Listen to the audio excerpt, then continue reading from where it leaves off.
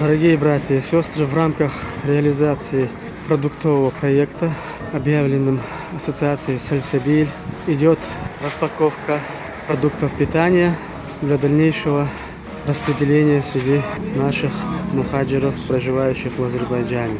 Алхамдулиллах.